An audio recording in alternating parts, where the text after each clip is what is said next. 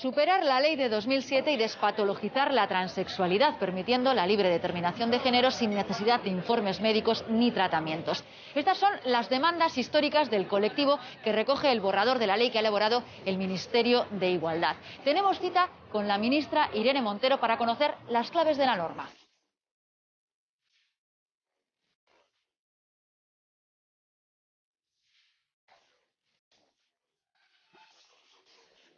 ¿Cuáles son las grandes discriminaciones del colectivo trans a las que da respuesta esta ley? El objetivo, lógicamente, pasa porque nuestra legislación se adapte a una realidad que ya es internacionalmente reconocida, y es que las personas trans no son personas enfermas. Por tanto, todo el proceso de reconocimiento legal de esas personas no pueden ser patologizantes, no pueden exigir que haya un médico, sea del tipo que sea quien defina que efectivamente son personas trans. Solo las personas trans pueden saber quiénes son. Ahora mismo nuestra legislación, por ejemplo, obliga a 2 años de hormonación para las personas trans, para poder acceder al reconocimiento legal. Eso, además de patologizante, puede tener consecuencias en la salud que no todas las personas trans pueden querer asumir. Hay personas trans que deciden hormonarse y que consideran que eso es parte de su transición y de su vivencia, y hay personas trans que no tienen por qué querer hormonarse, ¿no? Así que la ley permitirá a las personas trans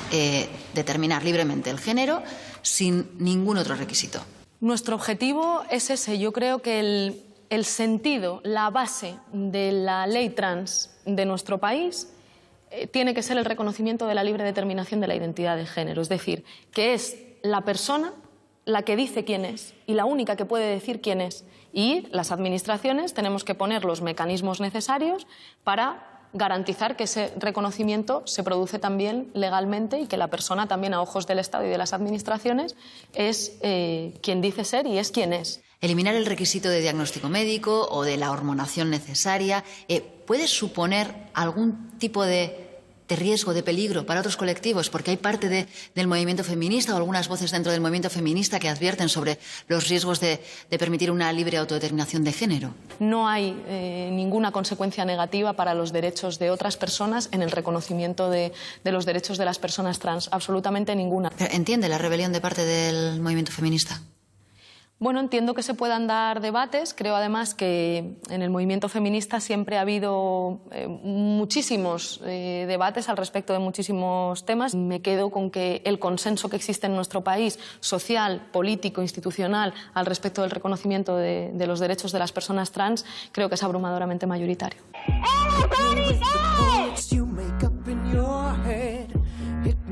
Al calor de la nueva ley trans se han venido sucediendo reproches desde un sector del feminismo, aunque la periodista Irantzu Varela cree que el movimiento no está dividido. En todo caso, sostiene que lo que existe es el ruido orquestado por mujeres con privilegios.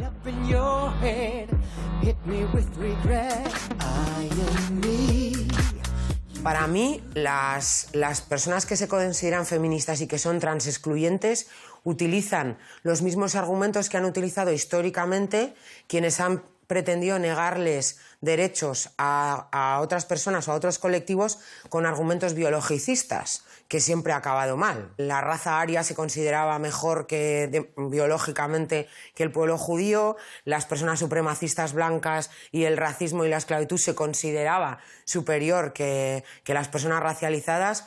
Cuando alguien utiliza argumentos biologicistas para justificar desigualdades, está entrando en un terreno muy peligroso y que desgraciadamente la historia nos ha puesto ejemplos muy terribles, ¿no?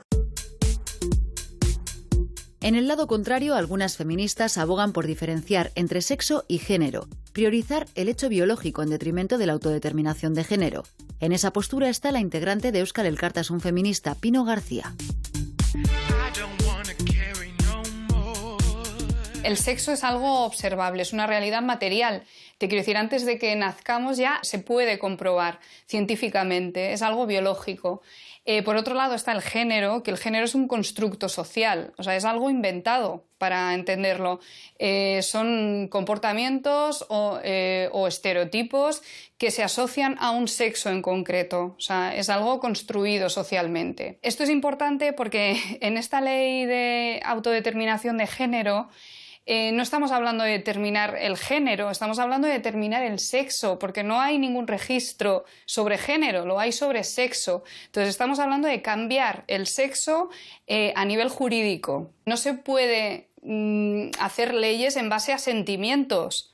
Hablan de que el sexo es biológico y lo que es biológico son los cuerpos. El sexo, lo que le asignamos, lo que decimos que es un hombre, lo que decimos que es una mujer, es una construcción política. Entonces, ellas hablan de biología como dando a entender que mujeres de verdad, terrible término ya solo son las que nacen con determinadas características. A mí esto me recuerda a épocas terribles de la historia, algunas muy cercanas en el siglo XX, ¿no? Son eslogans que tienen que ver con el miedo y con el creer que los derechos de otras personas te amenazan. Ser mujer no debería de ser nada más que ser la hembra de la especie humana.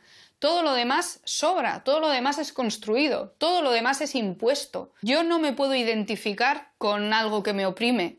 Es irreal, o sea, es como si yo te digo ahora, me siento unicornio. Yo me puedo identificar como lo que quiera, pero no lo soy. Tenemos que separar lo que es la identidad de lo que es el sexo. ¿Qué le hace mujer a un hombre que se identifica como tal? Nada. Lo único que te hace mujer es nacer mujer. Las personas trans tienen una identidad tan clara como la tenemos tú y yo. No es se han dado cuenta, tienen dudas, necesitan... No necesitan ninguna tutela. Se sienten hombres, se sienten mujeres o se sienten personas no binarias. No me entra en la cabeza cómo alguien puede pensar que eso refuerza los estereotipos de género. Porque la gente sabe quién es. ¿Qué nos va a hacer daño a ti o a mí que haya personas que puedan moverse con su propia identidad? Que se puedan llamar con un nombre con el que se reconozcan. Que las traten en un género en el que se reconozcan. El incluir a hombres que se identifican como mujeres dentro de los derechos que se han conseguido a través de muchos años de lucha feminista en favor de las mujeres tiene muchísimos aspectos que perjudican a las mujeres. O sea, podrían ser en ámbito de salud, en ámbito jurídico, en ámbito de seguridad.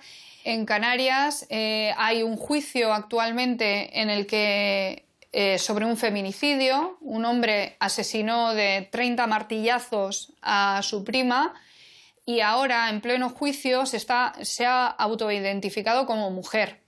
¿Esto qué supone? Pues supone que esta persona, si es condenada, va a ir a una cárcel de mujeres. Estamos metiendo en una cárcel de mujeres a alguien que ha asesinado a una mujer de 30 martillazos. Es obvio el horror que puede suponer para las mujeres que están en la cárcel. Quiero ser muy contundente con esto. El cambio que ha solicitado este agresor de su identidad de género no afecta en nada al proceso penal. Siempre se juzga a la persona en función de quién es, cuándo comete el delito. Lo que a mí como ministra me preocupa es que alarmemos a las mujeres, que lancemos discursos que hagan sentir a las mujeres que la legislación de nuestro país no es segura para ellas. Nuestra legislación es segura y reconocer el derecho de las personas trans a ser quienes son, sin ser consideradas enfermas y sin ser obligadas a hormonarse o a sufrir cualquier otro procedimiento de medicalización, no pone en riesgo ningún derecho. En cuanto a los menores, ¿hasta qué punto podrán decidir sin necesidad de permiso paterno-materno? En España, la ley vigente ahora mismo que regula el cambio de la mención registral en el registro civil, que es del año 2007, excluye a los niños, niñas y adolescentes, a las personas menores de 18 años, de la posibilidad de acometer ese cambio en la identidad de género. Y el Tribunal Constitucional ha dicho que eso es inconstitucional. Por tanto, tenemos una obligación de reconocerles sus derechos. Son procesos, son vivencias, son transiciones que necesitan un acompañamiento y asumamos la responsabilidad y la obligación como instituciones de garantizar ese acompañamiento. Pero ¿cómo se puede garantizar que esos niños y niñas que quizá no tienen el respaldo de sus progenitores puedan seguir adelante con el proceso? Lo primero que tenemos que hacer es garantizar siempre el bien superior del menor. Y eso significa que los niños, las niñas sean creídos, sean escuchados y que su voluntad sea la que prevalezca, porque son sujetos de derechos. Esta ley lo que hace es animarles a que lo hagan. Si se identifican como lo que sea, le van a validar, no lo van a cuestionar. ¿Qué pasa si un menor entra en la pubertad, entra a tratamientos de bloqueadores de pubertad? Tiene unas consecuencias para sus cuerpos irreversibles. O sea, irreversibles porque son bloqueadores del desarrollo. O sea, tú paralizas el desarrollo de una persona.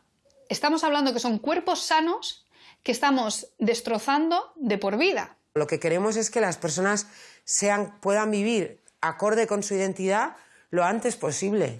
Y algunas criaturas lo tienen clarísimo. Y les ponemos lazos a niñas que lloran porque no quieren lazos. Y les ponemos vestidos a niñas que no quieren vestidos porque quieren correr y con pantalones cortos o mallas se corre mucho mejor. Y les obligamos a no sé qué. Y les decimos siéntate. Y les ponemos pendientes. Y les ponemos... ¿no? Es como somos capaces de hacer todos los esfuerzos que haga falta para que la criatura responda a la identidad de género que se le asignó al nacer. Ahora, si muestra alguna duda o algún conflicto o se manifiesta claramente que no se siente cómoda en esa identidad, ahí tenemos que esperar a que sea mayor de edad.